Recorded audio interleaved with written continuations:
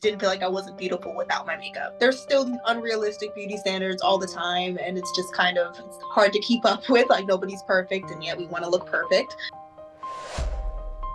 My name is Mariah Perkins, and I am 27 years old. I work in customer service, and I'm also a dancer as well. So I was diagnosed with vitiligo when I was about, I want to say 12 or 13 years old. I was going into I was in 7th grade when it happened. Basically, it's a skin condition that causes you to lose the melanin and the pigment in your skin. It started out as a really small spot for me, just a small spot on my hand and a small spot on my face. And then as gradually as things can be, I pretty much lost 99% of the color in my entire body. They're not really sure how it started or what the cause was, but they do know that it's just a melanin deficiency. So I'm somewhat immune compromised. So I don't tan.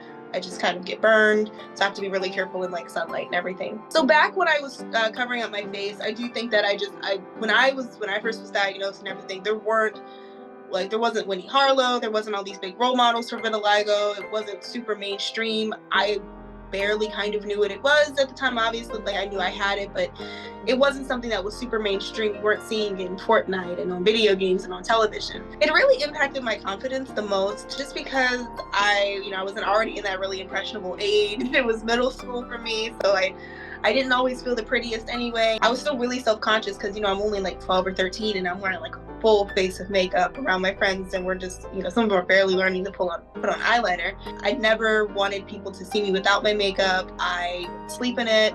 If I had to go to like sleepovers or things like that, up until I went to college, I just was really uncomfortable with people seeing what I actually looked like. So people didn't realize the extent of which it was on my face just because I wore makeup all the time, every day for like 7 years. So it definitely was a big self-confidence impactor. The hardest part was, like I said, when it came to meeting new people and everything. But as far as like dating, it was never super, I just kind of ignored it. So it was like almost out of sight, out of mind. I just didn't really address it too much. So I felt very alone. I felt very alone in having it, and I just kind of wanted to cover it up. I was ashamed of it. I felt like I didn't want to be different, and society wanted us all to be, that typical beautiful. I wanted to hide it because I thought it was ugly. I wanted to look perfect. You didn't want to look different back then, especially growing up in school. Like kids can be kind of mean, and they pick on you. And I was really worried about getting bullied and getting picked on, and that's still a very prevalent thing today. So I definitely wouldn't want to go through anything like that again. I feel like sometimes the most beautiful when I'm dancing, and that was just something that kind of carried and resonated through with me. I really needed an outlet to express myself, and